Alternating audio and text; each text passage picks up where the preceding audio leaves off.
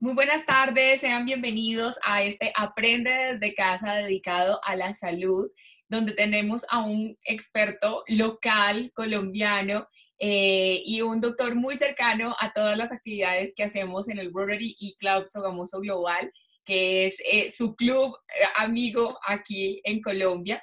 Mi nombre es Charlie Ruth y en nombre de mi club les doy la bienvenida. Hoy vamos a contar con el doctor Álvaro Rico y les voy a contar quién es él. Él es un especialista en toda el área de endocrinología y director de la Fundación para la Investigación en Diabetes, Endocrinología, Metabolismo, Obesidad y Salud, que se llama FINDEMOS. El doctor Álvaro Fernando Rico López es oriundo de Sogamoso, Boyacá, aquí en Colombia. Dirige actualmente la Fundación FINDEMOS desde el año 2007.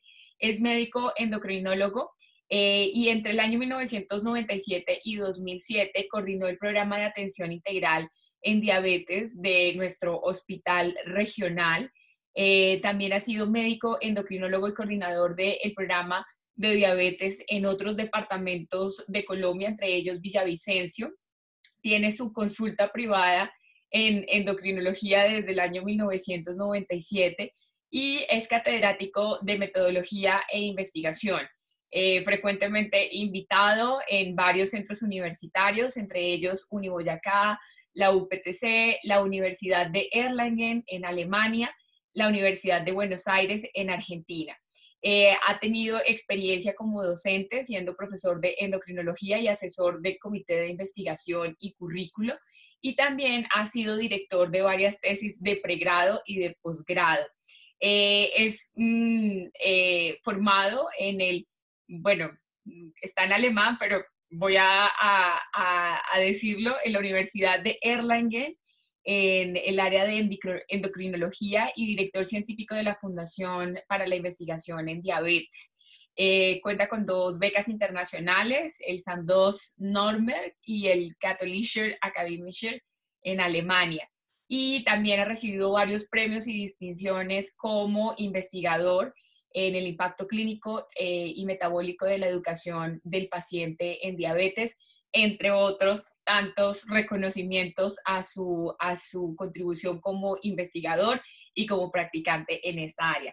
Así que, doctor Alvarito, quiero darle la bienvenida y quiero que por favor a partir de este momento usted sea quien dirija este espacio y nos cuente qué podemos hacer para prevenir las enfermedades crónicas en esta época de pandemia. Así que adelante, doctor Álvaro.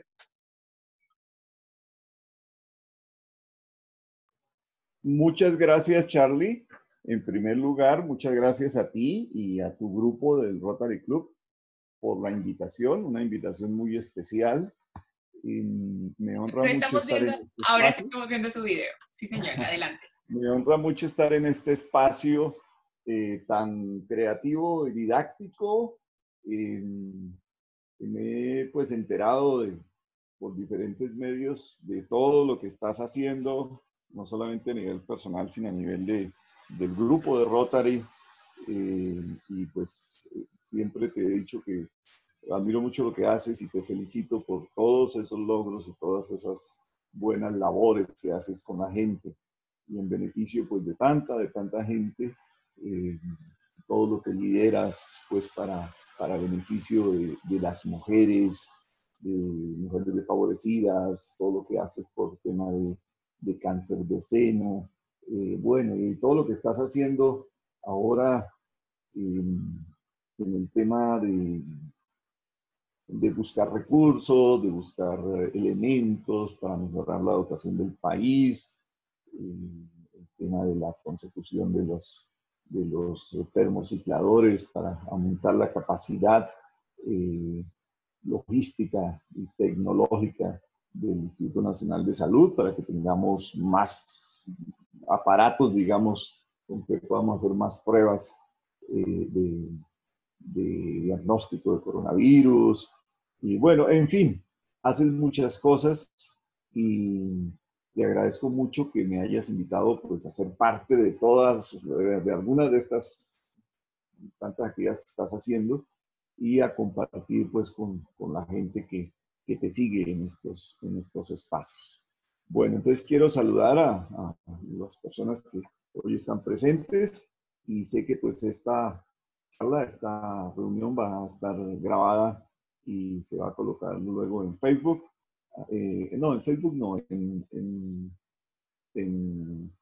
va a ser En YouTube, doctor. en YouTube, ¿sí? Así que, pues también saludo a los que no se pudieron conectar ahora, pero que van a ver esta presentación más adelante. Bueno, entonces lo voy a dividir en dos partes. La primera, pues va a ser una presentación general. Me voy a apoyar en algunas imágenes, en algunas diapositivas para contarles algo sobre el tema al cual me han invitado a hablar. Y la segunda parte, pues en la segunda parte estaré presto a responder las preguntas, que creo que puede ser lo más interesante, digamos, de todo lo que se va a presentar hoy. Entonces voy a compartir pantalla para poderles mostrar la presentación. Y como les decía, pues al final, pues vayan anotando sus preguntas y al final me complacerá mucho que podamos conversar y ampliar un poco los conceptos y resolver las dudas que se están presentando. Bueno. Ok, entonces voy a mostrarles entonces acá. A ver. Bueno, pues me han pedido que me refiera a las enfermedades crónicas no transmisibles. Para resumir y no escribir tanto de aquí en adelante, las vamos a llamar las SNT, enfermedades crónicas no transmisibles. Y Charlie Ruth me ha pedido que les hable especialmente de lo que tiene que ver con prevención de estas enfermedades y su relación con el COVID-19 y con la pandemia. Agregué un pedacito práctico sobre los cuidados que se sugiere que deben tener las personas con este tipo de enfermedades para disminuir su riesgo también de complicarse con COVID-19. Bueno, tú pues muy amablemente hiciste una presentación muy amplia, así que pues no me voy a detener mucho en los datos. Estos son mis conflictos de interés. Para esta conferencia no tengo ningún tipo de conflicto. Esta no es una conferencia remunerada, no es paga por ninguna empresa. Es una conferencia únicamente con fines académicos y de información y hacia la comunidad, preparada en un lenguaje muy sencillo, tratando de no meternos mucho en términos técnicos. Y bueno, como sé que se une público de diferentes zonas del país y del mundo, entonces les cuento que pues yo soy de la misma ciudad donde es Charlie Root, soy de Sogamoso. Sogamoso es una ciudad más o menos en el centro de Colombia, a 2.500 metros de altura, sobre el nivel del mar, que es sumamente antigua, desde muchísimos años antes de que llegaran los españoles a América. Aquí se tenía era el centro sagrado de la comunidad muisca, eran los indígenas familia indígena que estaba habitando el centro del país por esas épocas, y ellos adoraban al sol, entonces su principal templo y el principal centro religioso, digamos, de su cultura quedaba aquí en Sogamoso, y de ahí el nombre. Sogamoso viene de Sua, que quiere decir sol en guanuisca, y Mox, que quiere decir poblado. Entonces esta era la población del sol, hoy en día se llama la ciudad del sol. Entonces acá tenemos un monumento en la plaza principal de Sogamoso alusiva a la adoración del sol. Y mire qué curioso que pues queda al puro frente de otro centro de adoración ya de la cultura que nos introdujeron los españoles con el cristianismo. Y bueno, están haciendo esta foto alusión a las dos digamos, lo que ha predominado en la religión en la región en los últimos años y en los años anteriores. Bueno, he dividido la charla en 4 partes. Voy a hacer una pequeña introducción al tema. Luego vamos a hablar sobre las enfermedades crónicas no transmisibles y el COVID y algo sobre su relación con el COVID-19. Y luego vamos a hablar sobre los cuidados en las personas con enfermedades crónicas no transmisibles en relación con el COVID y redondeamos con unos conceptos sobre la prevención de estas enfermedades. Vamos al primer tema. Entonces, esto ya la presenté en alguna charla que me pidieron acá, en un foro, digamos, que tiene que ver con reactivación económica en la región. Y yo les decía, sin salud ni pío. O sea, cualquier cosa puede esperar, menos la salud. Cualquier cosa se puede posponer, menos la salud. La reactivación económica puede esperar, pero si nos precipitamos y no hay salud, tampoco va a haber reactivación económica. O sea, la economía, la ciencia, lo que ustedes quieran, sin salud no tiene sentido. Entonces, es a lo que tenemos que apuntarle predominantemente, a conservar la salud. Entonces, y eso no se debe negociar. La salud y la vida no tienen precio y no se debe negociar. Ante todo, en una situación de emergencia como esta que estamos viviendo, tenemos que enfocarnos justamente en mantener la vida de la gente y en mantener la salud de la gente. Como el público no es predominantemente del área de salud, sino es público pues, de otras áreas del conocimiento, un público variado, pues entonces voy a empezar por explicarles un poco cómo es el tema de las enfermedades crónicas. ¿De dónde sale esto?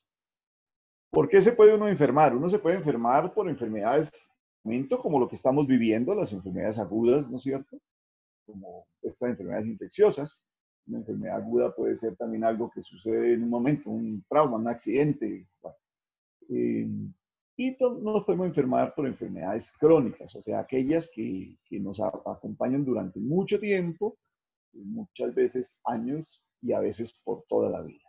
Entonces, las enfermedades se dividen en estos dos grandes grupos, agudas y crónicas. Entonces dijimos que hoy íbamos a hablar de uno de estos grupos, las enfermedades crónicas. Y a su vez, estas enfermedades crónicas puede uno adquirirlas por transmisión, una infección, por ejemplo. Hay enfermedades crónicas infecciosas. Un ejemplo es la lepra. Otro ejemplo puede ser la tuberculosis. Son enfermedades infecciosas, pero transmisibles de una persona a otra, pero que pueden acompañar a las personas mucho tiempo, o sea, pueden cronificarse. Y hay otro grupo de enfermedades crónicas que no tienen nada que ver con las infecciosas, con las transmisibles, que son a las que nos vamos a referir hoy, las enfermedades crónicas no transmisibles. ¿Y por qué vamos a hablar de esas enfermedades crónicas no transmisibles? ¿Qué tiene que ver eso con el tema de la pandemia? Si estamos en una pandemia por una enfermedad infecciosa aguda, ¿por qué vamos a hablar sobre enfermedades crónicas y además no infecciosas, no transmisibles? Bueno, pues ya les cuento. Porque resulta que las enfermedades crónicas no transmisibles son la principal causa por la cual la gente se enferma en el mundo. Acá hay dos términos, morbilidad y mortalidad. En medicina y en epidemiología se habla de morbilidad para decir por qué se enferma la gente. Morbilidad es enfermedad. Y mortalidad, pues, como el término lo dice, por qué se muere la gente. ¿Cierto? Entonces, las enfermedades crónicas no transmisibles son la causa número uno, la más importante, por la cual la gente se enferma en el mundo y por la cual la gente se muere en el mundo. Muchísimo más que por cualquier enfermedad aguda y por cualquier enfermedad infecciosa, aunque nos parezca alarmante lo que está pasando con esta enfermedad infecciosa. Perdónenme que les ponga algo en inglés, no tuve tiempo de trabajar esta gráfica y traducirla, y entonces esto simplemente es para contarles que en estas bolitas azules están representadas las enfermedades crónicas, ¿sí?, de las cuales estamos hablando, y las no transmisibles. Y en las bolitas rojas están representadas las enfermedades crónicas que son transmisibles y otro tipo de enfermedades están representadas ahí, enfermedades agudas, enfermedades infecciosas. Y según el tamaño de la bolita, es como la importancia en casos, el número de casos en el mundo.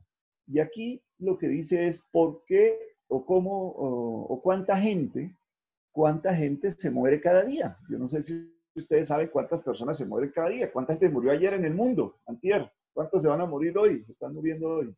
¿Ustedes saben? ¿Alguna vez se han preguntado eso? Charlie, tú que viajas por todo el mundo, ¿sabes cuánta gente se muere en el mundo cada día? No, pero Bueno, les me cuento, pareció escuchar que era algo así como 50.000 personas diariamente. triplícalo. Más o menos Ok, 150.000 personas por día se están muriendo en el mundo, ¿cierto? Y nacen más o menos 300 y pico mil de personas, o sea que por eso va creciendo la población. 30 y pico mil de personas. Pues de esas 150 y pico mil de personas que se mueren cada día en el mundo, mira, la gran mayoría se mueren por enfermedades, lo que dice ahí, cardiovasculares. Cardiovasculares. O sea, por problemas del corazón y de la circulación cerebral, por ejemplo, las trombosis cerebrales, los infartos del miocardio, la falla cardíaca, ese tipo de cosas, ¿cierto? Y hay otros que se pueden morir por cáncer, por enfermedades respiratorias crónicas como el EPOC, como el asma, pero algunas enfermedades respiratorias agudas también, infecciosas, por ejemplo, ¿cierto? Y bueno, fíjense cómo van disminuyendo los tamaños aquí de las bolitas. Y mire por aquí lo que tienen calculado los expertos que puede pasar con el COVID, con esta enfermedad aguda. Es importante porque mire la bolita del COVID, cómo se calcula que va a terminar cuando se cumple un año. Estas son proyecciones porque todavía no tenemos un año con infección por COVID, ¿no es cierto? En el mundo. O sea, no se sabe esto cómo va a terminar, pero simplemente si uno toma los meses anteriores, las muertes que ha habido en el mundo, y hace la proyección a un año, esto es lo que los expertos más o menos prevén, que va a ocurrir en todo un año de pandemia en el mundo. Un promedio de más o menos el tamaño de esta bolita de muertes diarias. Si ustedes ven, pues esto puede compararse con algunas muertes por enfermedades infecciosas, por ejemplo, en niños o cosas así. Pero no tiene el tamaño parecido de las muertes por enfermedades cardiovasculares. ¿Y qué pasa? Que toda la atención se la está llevando la pandemia. Está bien, tenemos que cuidarnos, porque, hombre, si nos podemos evitar estas muertes, pues no las vamos a evitar, ¿cierto? Pero no a consta de sacrificar o de olvidarnos que existen causas de muerte mucho más prominentes del coronavirus en el mundo. Y se nos está olvidando que eso existe y todo el mundo está centrando su atención en el coronavirus. No está mal que se centre la atención en el coronavirus, pero no olvidarnos que se muere muchísima más gente por enfermedades respiratorias crónicas, ¿sí? O por demencia, o por cáncer, y muchísimas más por enfermedades cardiovasculares del mundo cada día. Bueno. Aquí ya les soplé la otra. Esta era la otra pregunta que les tenía. ¿Cuántas personas, aquí les dije, bueno, cuántas se mueren al día, ¿no? Estos son los cálculos de las muertes diarias. ¿Y cuántos se mueren al año? ¿Cuántas personas se mueren al año?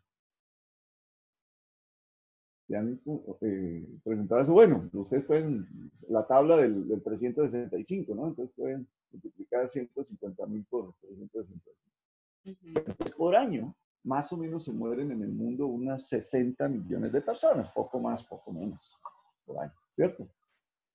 Y de ellas, cerca de 40, o sea, un poco más de las 2/3 partes, algunos inclusive dicen que puede ser más, que puede ser casi el 80%, de ellas se mueren por enfermedades crónicas no transmisibles, ¿sí? Más o menos un 18-20% se puede morir todavía por enfermedades infecciosas, infectocontagiosas. Esto ha reducido mucho, ¿no? Hace unas décadas esto era casi el 30%, la gente que se moría, de todos los que se morían, el 30% morían de enfermedades infecciosas, o más, inclusive en otras épocas. Ahora es menos del 20%, ¿cierto?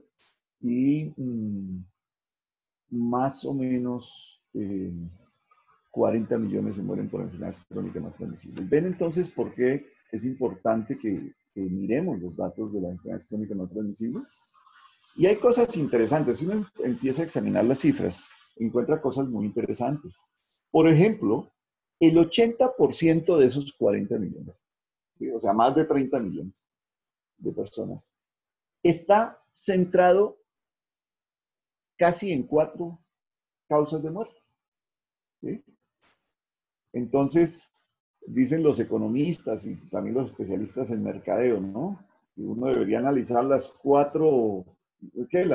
¿Dónde está el 80%, digamos, de los ingresos, por decir algo, de las ventas, y centrarse en ese foco del 80%, ¿cierto? Y a lo mejor eso está en muy pocos clientes. Pues aquí también la causa de la mortalidad, el 80% de esas enfermedades crónicas no transmisibles, está centrada en 4 clientes, en 4 enfermedades. Las enfermedades cardiovasculares, como lo vimos, ¿no? Eran la bola más grande, digamos, de enfermedades que producían muerte diaria. El cáncer sigue siendo una causa importante de muerte. Las enfermedades respiratorias crónicas, asma, EPOC, aquí que tenemos en la zona donde nosotros vivimos, hay un enorme problema de polución ambiental, hay mucha minería, industria, y, bueno, tendríamos que mejorar mucho todavía en ese sentido, porque mire cómo por enfermedades respiratorias, estas son las crónicas, no respiratorias, se mueren muchas personas en el mundo. Y mire, hay una ahí que la gente probablemente, la gente no sabe que pues, eso puede ser así. Se calcula que entre 5 y 6 millones de muertes en el mundo al año están ocasionadas por diabetes. Y esto va creciendo. En Colombia, ¿cómo está la situación? Esto era en el mundo. Miren las 10 primeras causas de muerte en Colombia, ¿sí? Y aquí les resalté las que están, les apagué un poquito al color de las que no son crónicas. Entonces, mire, enfermedad cardíaca isquémica es el infarto del corazón, enfermedad cardiovascular, junto con, está en primer lugar, primera causa de muerte en Colombia, como en el mundo. Enfermedad cerebrovascular, tercera causa, o sea, las trombosis y las hemorragias cerebrales, ¿no es cierto? El EPOC, eso quiere decir enfermedad pulmonar obstructiva crónica. Esto es fruto, por ejemplo, de la gente que cocina en el campo nuestro. Las señoras cocinaron toda la vida con leña y terminan, cuando son mayorcitas, de 40 ya están con EPOC y terminan muriéndose por esas razones. Otras enfermedades cardiovasculares, hay otro tipo de enfermedades cardiovasculares que son crónicas. Ahí está la diabetes como séptima causa de muerte en Colombia. La hipertensión arterial, ¿quién iría a creer que la hipertensión está después de la diabetes? Uno pensaría que la hipertensión estaba antes, ¿no es cierto? Y las enfermedades respiratorias de las vías bajas, neumonía, bueno, pero por razones crónicas, no por razones agudas. Fíjese que agresiones, enfermedades digestivas agudas y accidentes de tránsito, pues están en la lista de 10, pero en realidad son muy poquitas frente a la lista de las enfermedades crónicas no transmisibles. En Colombia también tenemos como causa primordial de muerte enfermedades crónicas no transmisibles. Y entonces, si uno empieza a irse un poquito hacia atrás, tratando de ver, bueno, ¿y eso por qué se producen? Resulta que también encuentra 4 factores muy importantes y aquí empiezo a hablar de prevención. Vamos entrando en el tema. Resulta que esas enfermedades crónicas no transmisibles, las más importantes, están relacionadas primordialmente con 4 factores en el mundo, que son comer mal. Y comer mal no es solamente desnutrirse, no es comer poco. También es malo comer poco, es malo estar desnutrido. Pero comer mal también es comer mucho. Cuando uno come más de lo que se necesita, pues entonces también se enferma, se engorda y se enferma. Y la obesidad es generadora de varias de estas enfermedades, de hipertensión, de cáncer, de enfermedades cardiovasculares, de diabetes. Entonces, por esa vía puede uno irse a varias de estas enfermedades. Inactividad física, el mal del siglo XX, de finales del siglo XX y de comienzos del siglo XXI. La inactividad física, el sedentarismo. Lamentablemente esto sí que se volvió epidémico, pandémico. Esto afecta a más de la mitad de la población en el mundo. Apenas un porcentaje pequeño de la población en el mundo es activa físicamente, cumple con los requerimientos diarios de actividad física. Y cada vez más niños, que es lo preocupante, son sedentarios. Cuando uno dice, hombre, pues están en una edad en que todo es motriz, todo es movimiento, pues resulta que hay muchos niños que ya son sedentarios desde chiquitos. Por supuesto serán los adultos sedentarios y los adultos candidatos, se está gestando ahí la clientela, para las enfermedades crónicas no transmisibles. Vivirán muchos menos años y costarán mucho más dinero al sistema y tendrán una peor calidad de vida por inactividad física desde niños. El otro factor importantísimo es el consumo de tabaco. Lamentablemente todavía, increíblemente, todavía la gente sigue fumando en una proporción muy grande y pues sigue siendo una causa de cáncer, de enfermedades respiratorias crónicas, de enfermedad cardiovascular, de infartos, de trombosis. En fin, el tabaquismo sigue siendo un problema enorme en el mundo todavía. Y también, quien lo creyera, el consumo de alcohol en forma inadecuada también es una causa de, que lleva a este tipo de enfermedades crónicas. Entonces, si vemos, mire que estas 4 causas por las cuales uno llega a enfermedades crónicas no transmisibles son todas prevenibles. Son todas prevenibles. Entonces, Charlie Roth, mira, ¿a dónde tenemos nosotros que apuntarle? Si queremos bajar el número de muertes en el mundo, y no solamente de muertes, sino de enfermedad, porque bueno, al fin y al cabo la gente terminaba muriéndose de alguna cosa, pero por lo menos que antes de que se mueran, vivan, tengan una vida mucho más satisfactoria y mucho más saludable. Entonces, mira dónde hay que apuntar, Charlie. Hay que apuntar a mejorar los hábitos de alimentación desde la infancia, desde antes del nacimiento, desde la madre, desde antes de embarazarse, inclusive la mamá. Debería empezar, debería aprender a comer bien, empezar a alimentarse bien, todo su embarazo alimentándose bien y luego alimentar bien a su bebé, su leche materna mínimo 2 años y luego la alimentación saludable en la edad preescolar, en la edad escolar, en la universidad, en la vida laboral, en la vida adulta, en la vida familiar. Si comiésemos bien, tendríamos una mucho mejor salud.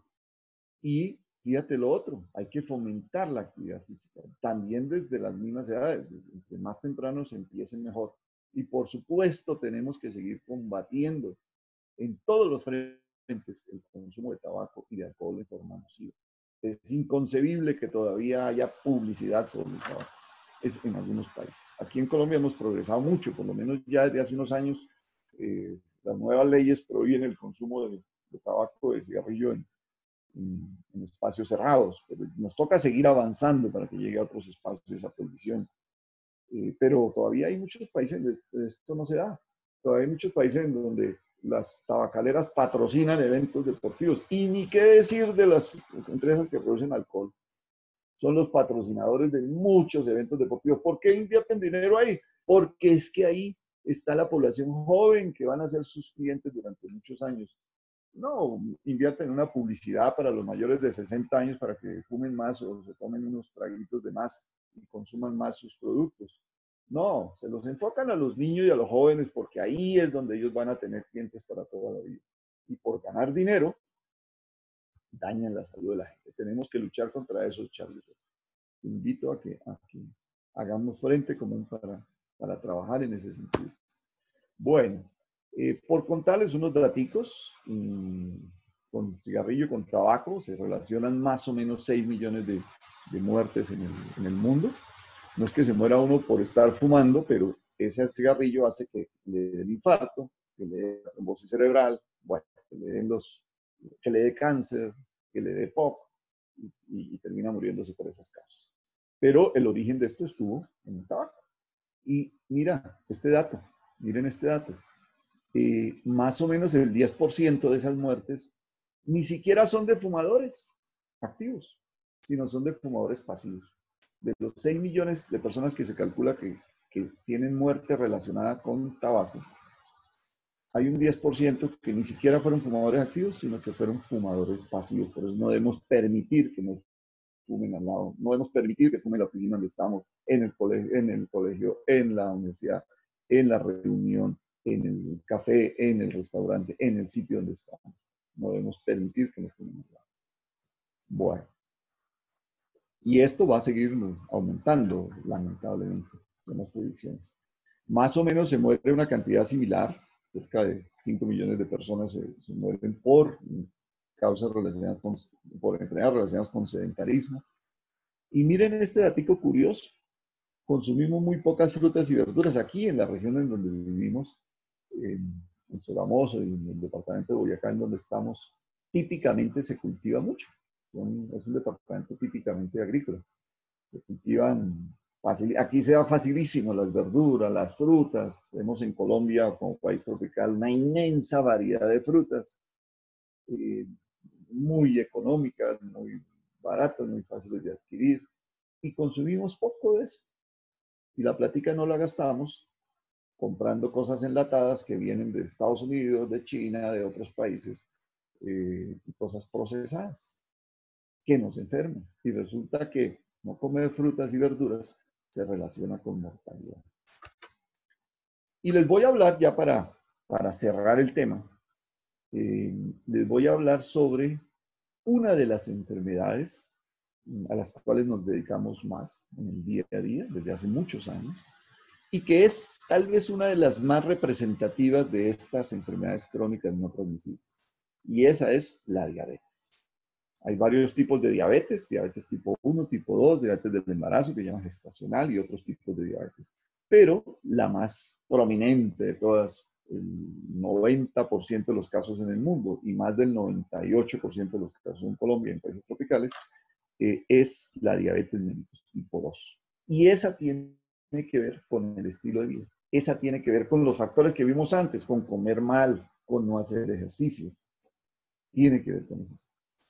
Entonces, la Federación Internacional de Diabetes, que es como la que agrupa a muchas instituciones que trabajan en diabetes en el mundo, saca un atlas todos los años, y estos son los datos del último atlas, siempre los saca a finales de año. Estos son los datos ahorita de finales del año pasado. Entre los últimos datos que hay, digamos, epidemiológicos de diabetes en el mundo. Y si ustedes ven, ya pasamos de 460 millones de diabéticos en el mundo. Colombia tiene, bueno, estos eran datos del 2018 que se recopilaron durante el 2019 para publicarlo a finales de 2019. O sea que estos son datos recopilados hace, digamos, datos de hace 2 años que se recopilaron el año pasado para poderlo publicar a final del año pasado.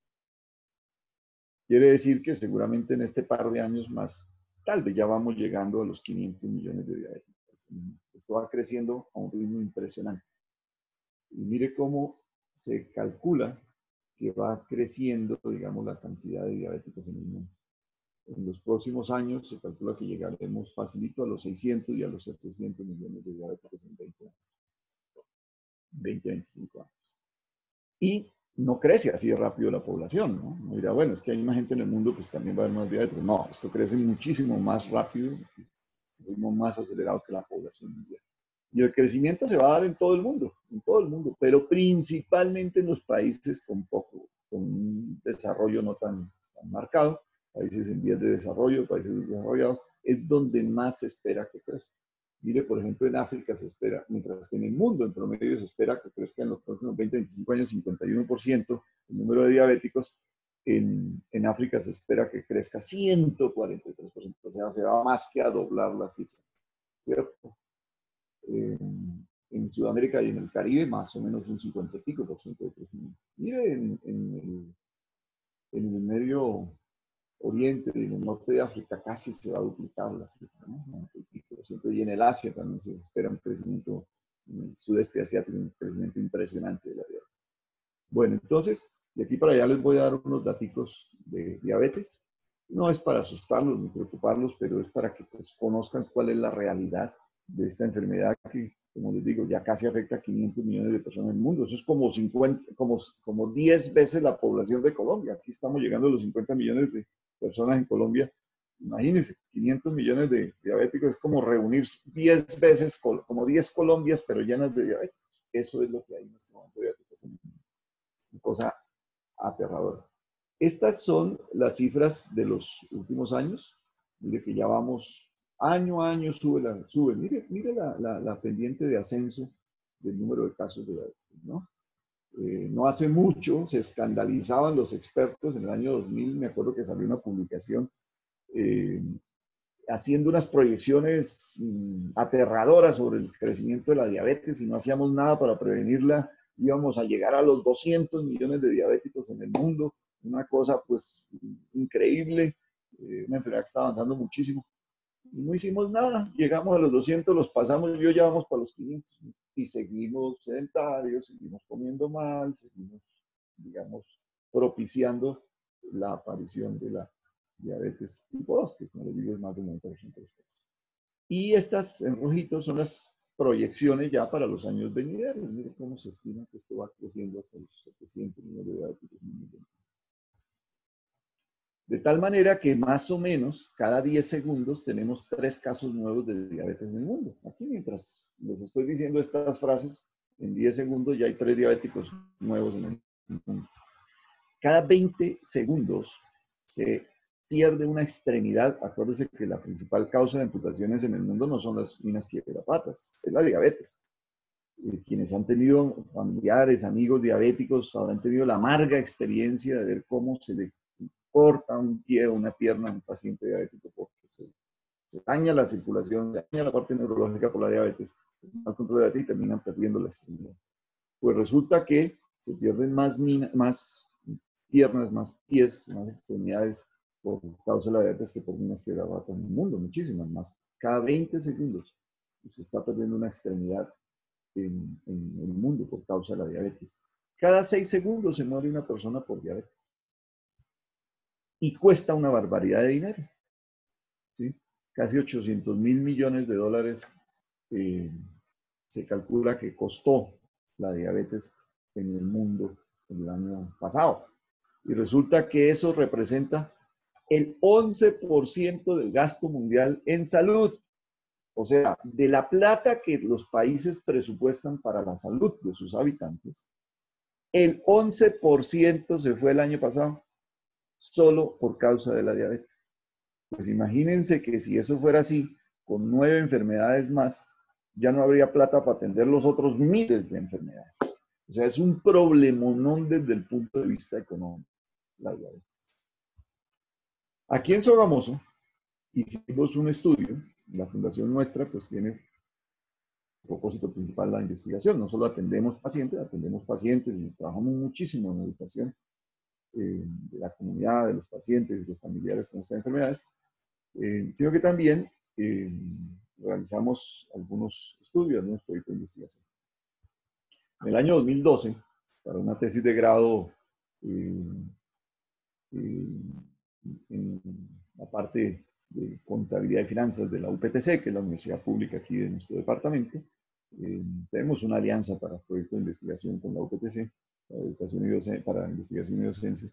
Y entonces hicimos un trabajo para estudiar los costos relacionados directamente con la diabetes en la región.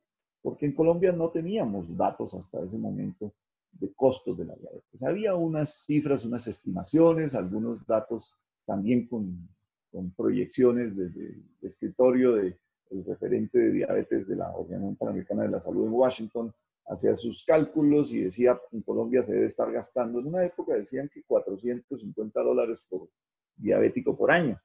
Después, en algún momento que le invitamos a algún congreso, un congreso mundial de prevención de diabetes que organizamos acá en Colombia hace unos años, nos actualizó la cifra y dijo, no, eso se gasta mucho más. Los cálculos ahora me dan que $1,600 por año por paciente. O sea, el cuádruple de lo que pensaban. Muchísimo dinero, decía todo el mundo. Pues hicimos el estudio y en lo real, no en inferencias desde un escritorio, sino en trabajo de campo, viendo realmente el costo exacto, digamos, de lo que se estaba causando facturación por diabetes, por diferentes causas. Imagínense que alcanzamos a seguir durante un año a revisar los datos de más de 4.500 personas aquí en la región. De paso, pues estoy diciendo que encontramos más de 4.500 diabéticos aquí en una región que solamente tiene 130.000 habitantes. Encontramos mucho más, solo que pues no todos tenían información, no todas las entidades de salud nos permitieron ver las facturas, bueno, entonces son muchos más. Pero pudimos hacer el estudio con 4.500 pesos. Pues casi $14.000, ningún $1.600 por año, casi $14.000 por año costaron los diabéticos aquí en la región. Y pues no porque aquí cuesten más, ¿no? Es lo que cuestan en el país. Y estos datos pues, son muy representativos de países similares a Colombia. Pero hicimos una comparación con los que tratamos nosotros en la fundación. ¿Qué hacemos de raro ahí, de diferente? Hombre, pues ponerle cuidado al paciente, no atenderlo en 5 ni 10 minutos, dedicarle tiempo y educarlo a él y a su familia, enseñarle a manejar la enfermedad. Y tratarlo en equipo. Ahí tenemos educadoras en diabetes, profesionales, nutricionistas, profesionales expertos en ejercicio para los pacientes, profesionales psicólogos para manejar todo el tema emocional, psicológico, afectivo de los pacientes, que es muy, muy importante en el tratamiento. Y además, pues usamos los medicamentos que se usan en cualquier parte del mundo, en diabetes. Pues resulta que el problema no era la diabetes. El problema de los costos era el tratamiento, el manejo que se hace en el país de la diabetes. Y esto no es que se haga mal en Colombia solamente, esto se hace así en todo el mundo. En todo el mundo se maneja la diabetes más o menos así.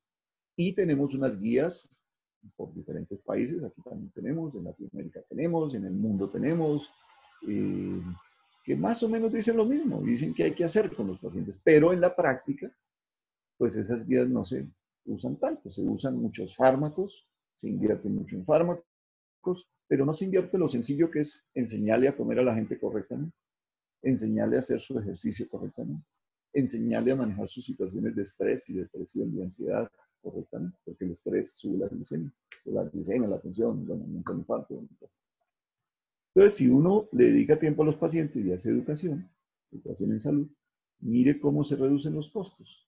Los costos directos de diabetes de nuestros pacientes fueron apenas de cerca de $2.000 por año comparado con casi 14.000 de los tratados en el resto de las entidades de salud. Una reducción al 13%, o sea que se disparan los costos si uno no maneja correctamente a los pacientes en más del 660%. Bueno, y eso nos dio por compararlo, nos dio por preguntar cuál era el presupuesto del municipio de Sogamoso en esa época para 130 habitantes. Pues resulta que lo que se gastó en diabetes, según este estudio, fue más del 150% del presupuesto municipal. Lo que tiene la ciudad para todos sus gastos, para pagarle a sus empleados, para invertir en obras públicas, para invertir en salud, para invertir en medio ambiente, para invertir en deporte, para invertir en todo lo que invierte un municipio por un año, pues resulta que el 150%, o sea, mucho más que ese presupuesto, se lo gastaron las entidades de salud y la gente, porque muchos gastos los tiene que hacer directamente la familia y las personas, no todo lo cubren los seguros de salud, se lo gastaron en ese año. Bueno, no los quiero preocupar más, solo quería contarles cuál es la importancia de las enfermedades crónicas, cuáles son, qué es lo que se llaman enfermedades crónicas no transmisibles, cuál es la importancia de ellas en el peso, en el contexto de las enfermedades en el mundo, de las enfermedades y de la mortalidad en el mundo, y citar un ejemplo, que lo conocemos muy bien, trabajamos en el día a día en ello, que es la diabetes, una de esas tantas enfermedades crónicas no transmisibles. Así que vamos a seguir avanzando Sí, y señor. les voy a contar que pues dentro de estas enfermedades crónicas no transmisibles no solamente está la diabetes, sino que pues como les dije está la obesidad, la hipertensión arterial, el cáncer, la enfermedad respiratoria. Permítame interrumpirlo en un momento, son las 3:52, entonces Ah, bueno, ya tendríamos que ir concluyendo. perfecto, listo. Entonces vamos a pasar más rapidito esto. Y resulta que estas enfermedades crónicas no transmisibles, ¿cierto? Estas que están aquí, diabetes, obesidad, hipertensión, cáncer y enfermedades respiratorias, justamente son las causas que elevan el riesgo de que alguien se complique por coronavirus o se muera por coronavirus, o que tenga que parar en una unidad intensiva. ¿Quiénes son ¿quiénes son las personas con más riesgo de complicarse si se infectan de coronavirus? Pues los diabéticos, los obesos, los hipertensos, los pacientes con cáncer, los pacientes con enfermedades respiratorias. Justamente las personas con enfermedades crónicas no transmisibles. Por eso debemos cuidar a las personas con estas enfermedades, especialmente las personas con obesidad, hipertensión arterial y diabetes. Es en donde más riesgo de complicación y de muerte hay si se llegan a infectar con coronavirus. ¿Sí? Y, como les decía, pues esas enfermedades y las personas con enfermedades del corazón, enfermedades cardiovasculares también. Y, como les decía, pues están relacionadas con este tipo de situaciones, que son las que llevan a esas situaciones. ¿Y cómo podemos prevenirlos? Pues tratando los factores de riesgo. Ya les nombré dos de los más importantes. Además de dejar el tabaco y dejar el alcohol, hay que cuidar lo que comemos y hay que cuidar lo que nos gastamos en movimiento. Entonces, los principales factores de riesgo para estas enfermedades son la obesidad y el sedentarismo. Entonces, ¿qué hay que hacer?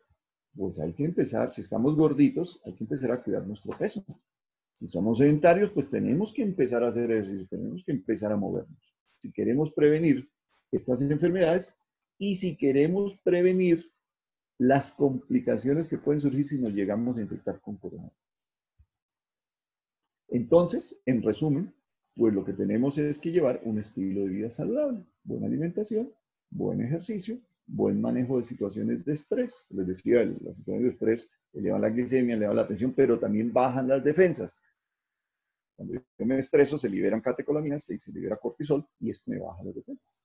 Y entonces me pone, si todos los días me pasa eso, ¿sí? Si un día me estreso no tengo problema, pero si todos los días vivo así, pues entonces mis defensas van a reaccionar mucho menos ante cualquier agresión, por ejemplo, ante un coronavirus. Entonces, estilo de vida saludable es lo básico y eso no es costoso.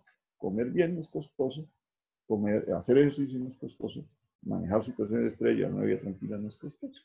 Entonces, ejercicio, alimentación, básicamente, bueno, le agregaría el tema del manejo de estrés, son los factores más importantes. Ahí está la clave para avanzar. Y entonces, rápidamente, ya para terminar, vamos a hablar sobre cómo minimizar, digamos, las complicaciones de personas que tienen, de todo el mundo, pero sobre todo los que tienen este tipo de enfermedades deben tener muchísimo cuidado en minimizar el riesgo de contagio ahora con el coronavirus y tener bajo control sus enfermedades crónicas. No, el problema no es tener diabetes, no por ser diabético se aumenta el riesgo, es por tener diabetes mal controlada. No es por ser hipertenso que se aumenta el riesgo, es por tener diabetes e hipertensión mal controlada y así sucesivamente. Entonces, tener un óptimo control de sus enfermedades, no olvidarse que tienen que seguir muy bien controlados, tratar de no exponerse, seguir en su casa, lavarse las manos, usar el tapabocas, pues las medidas que nos están enseñando a todos hoy en día en este tipo de personas con enfermedades crónicas, pues son importantísimas, ¿no es cierto? Y si se enferman, tienen que consultar, háganlo por teleconsulta, exíjanle a su entidad de salud que los atienda sin tener que ir a una cita. ¿Cierto? Gestionar todo, sus autorizaciones, sus citas médicas, sus medicamentos, que los manden a la casa, que no tengan que salir. Eso es. Nosotros hicimos un estudio sobre calidad de vida y ejercicio, también con la UPTC, para una tesis de una maestría, y encontramos, se la voy a resumir para no demorarme en esto, que además de todas estas ventajas, el ejercicio mejora notablemente la calidad de vida de las personas con diabetes. Todos los puntajes de calidad de vida, hay unas escalas para eso, todas mejoraron con un programa de solo 3 meses de ejercicio. Entonces, en conclusión, la salud y la vida pues son lo más preciado, eso no tiene precio, no tiene negocio, eso, o sea, no hay ninguna cosa, no hay ninguna razón económica, política, social, cultural, no hay ninguna razón que haga que la salud y la vida no estén en primer lugar. Deben estar por encima de cualquier cosa. Hay que minimizar los riesgos de contagio con todo lo que ya dijimos, ¿no es cierto? Pero, por supuesto, fortaleciendo alimentación saludable, cuidado del medio ambiente saludable. No hay salud sin un medio ambiente saludable. Y, por supuesto, pues seguir trabajando, digamos, en esta dirección de control adecuado de enfermedades crónicas no transmisibles y, y prevención de contagio. Esas serían las claves. Y las enfermedades crónicas no transmisibles sí son prevenibles si uno maneja las causas que las generan. Son todas manejables. Entonces, pues esta diapositiva nos resume un poco lo que dijimos: manejo de estrés, actividad física y alimentación saludable. Pues les agradezco mucho su atención y no sé si quedó tiempo para alguna pregunta. Estos son los datos nuestros. Nos pueden ubicar vamos en esa dirección, en los teléfonos. No estamos haciendo consulta presencial ni mucho menos. Estamos dando solo atención por telemedicina a nuestros pacientes. Y tenemos unas actividades educativas permanentes, semanales, que generalmente quedan en el Facebook de la Fundación Tundemos. Si ustedes entran ahí van a encontrar, hoy, por ejemplo, en la mañana es un programa de radio, hablamos sobre neumología, hablamos sobre diabetes, hemos tenido series, digamos, sobre diferentes temas. Ahora estamos en una serie sobre diabetes en estas semanas. Acabamos de terminar una serie sobre el de la tiroides y así sucesivamente. Ahí pueden encontrar ustedes temas de salud cuando quieran aprender un poquito más sobre la prevención y cuidado en estas enfermedades. Bueno, muchas gracias por la atención. Gracias, doctor Alvarito. Hay dos preguntas por acá. La primera la hace Maribel de la Merced, que es una amiga en común.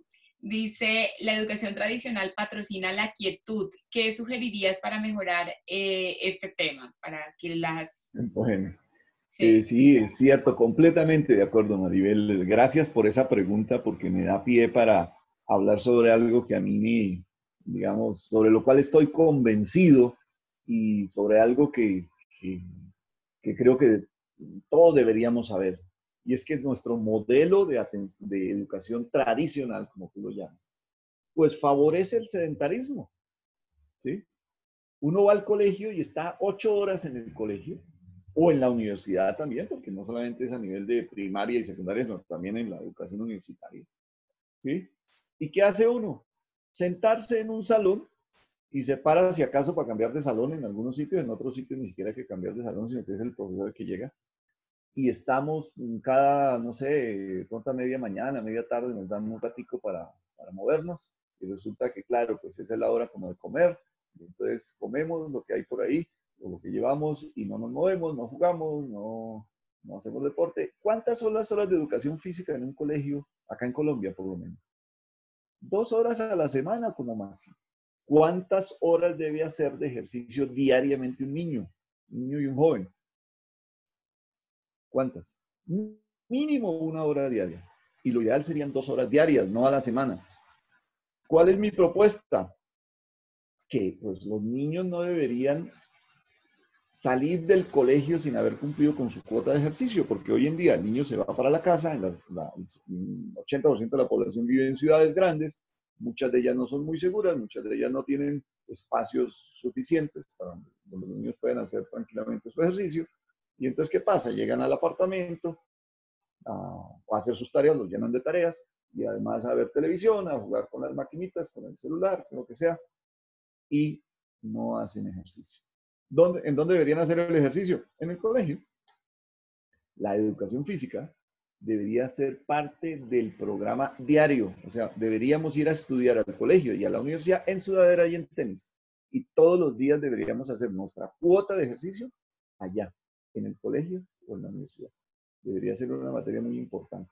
Porque ¿qué sacamos con tener profesionales muy brillantes que van a tener un infarto a los 40 años? Se perdió todo el esfuerzo. O que van a ser diabéticos muy temprano.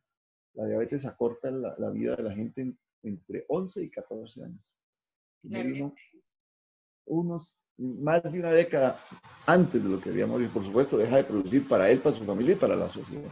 Entonces, de acuerdo, Maribel, este modelo tendríamos que cambiarlo. Este modelo no favorece la buena salud y favorece el sedentarismo. Esto debería cambiar en la educación formal. Claro que sí, buena idea esa de que los niños deberían de ir en sudadera o en ropa de deporte, y se debería de aumentar definitivamente los minutos y si no las horas de ejercicio. Por acá Sonia Huecha te pregunta, doctor, ¿en qué consiste el modelo que había diseñado para la comunidad que se llamaba Cuidar tu Salud. Creo que quiere que usted lo mencione. Gracias, Sonia. Gusto en saludarte. Eh, bueno, no sé, digamos, no Álvaro. sé a qué modelo en particular te refieres, si es la denominación de algún programa en particular, pero cuando yo hablo de cuidar la salud, precisamente hablo de adquirir sanos hábitos de vida. Y las tres cosas Álvaro, me refiero a lo que tú mismo puedes mostrarle a la gente que te rodea en cada momento. Tú mismo como persona, como hombre y como sogamoseño, perfecto, en este perfecto. Sí. presente. Como ejemplo, mejor dicho. Si es a eso que te refieres. Gracias. Bueno, gracias, Sonia. Pues mira, pues nosotros en la fundación decimos una cosa, y es que si no damos ejemplo, es muy difícil que nuestros pacientes, mm, digamos, hagan las cosas que recomendamos. Si yo estoy gordo y le digo a mi paciente, uy, usted tiene unos cuantos kilos de más, tiene que adelgazar, y yo no adelgazo, si yo vivo gordo, hombre, pues pierdo autoridad para decirlo. Si yo le digo al paciente, usted tiene que hacer ejercicio, su hora de ejercicio diaria, todos los días tiene que hacer una hora de ejercicio mínimo, y yo nunca hago ejercicio, hombre, ¿con qué autoridad lo voy a decir? ¿Cierto? Y así sucesivamente. No puedo decirle a un paciente que tiene que dejar de fumar o que tiene que entrar en un programa de cesación de tabaquismo cuando, si yo fumo, con el alcohol lo mismo. Entonces, los sanos hábitos de vida que promovemos, debemos también mostrarlos. ¿Sí? ¿Recuerdan la famosa frase esta de que, cómo era la esposa, la esposa del César, la mujer del César, no solamente tiene que, hablando pues, digamos, de ser una mujer, digamos, correcta y honorable, decía, no solamente tiene que serlo, sino parecerlo. Así tendríamos que ser los profesionales de salud. Por eso celebro que ya en muchas universidades están haciendo, gracias a un programa en Latinoamérica que se llama, que salió de los Estados Unidos, pero se generalizó en Latinoamérica, que se llama Exercises Medicine, que mostró cómo los peores hábitos de vida los teníamos los médicos y los estudiantes de medicina tenían regulares condiciones de salud, estaban gorditos, algunos tenían la tensión un poquito alta cuando entraban a estudiar medicina y cuando terminaban la carrera a los 6 años estaban peor de salud, más gordos, más alta la tensión, más alto el azúcar, más sedentarios, más consumo de tabaco, más consumo de alcohol, o sea, pésimos hábitos. Era casi como que entraban a estudiar medicina para enfermarse. Y entonces a raíz de esos estudios y de ver que quienes recomendaban actividad física a sus pacientes eran los más actividad física hacían, los otros no, ni siquiera hablaban del tema, siendo esto tan importante para la prevención y tratamiento de las enfermedades. No hay nada más importante que la actividad, no hay ningún medicamento que sea más importante que la actividad física para el tratamiento de la mayoría de enfermedades crónicas. Y entonces a raíz de esto se creó un programa que se llamaba Exercises Medicine, ejercicio en medicina, y se empezó a capacitar a muchos médicos en el mundo, pero principalmente en Latinoamérica tuvo mucha fuerza. Y lo que se trataba de hacer era eso. Oiga, usted es médico, usted sabe estos conceptos, usted los estudió, lee los artículos, lee los libros, de las revistas, va a las clases, las conferencias, y en toda parte le dicen eso, que hay que comer sano y hay que hacer ejercicio. Y resulta que usted no lo hace. Entonces empezaron a promover, digamos, como al médico como ejemplo de estilo de vida saludable.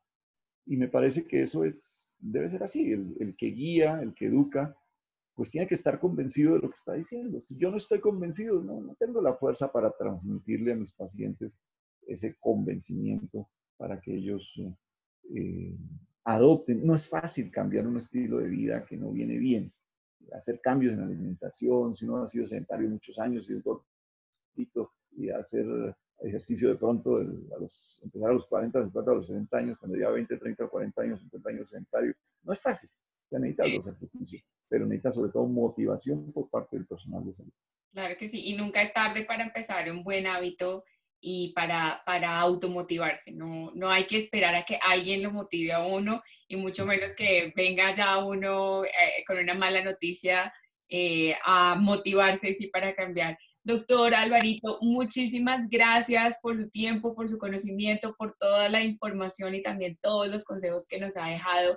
Mil gracias y esperemos que esta pandemia termine pronto, que todos los pacientes crónicos que usted atiende pues estén cuidando en casa y sobre todo que esto realmente nos permita cambiar y aumentar nuestra conciencia sobre nuestra salud. Yo creo Muchísimas que sí, gracias. Charles Ruth.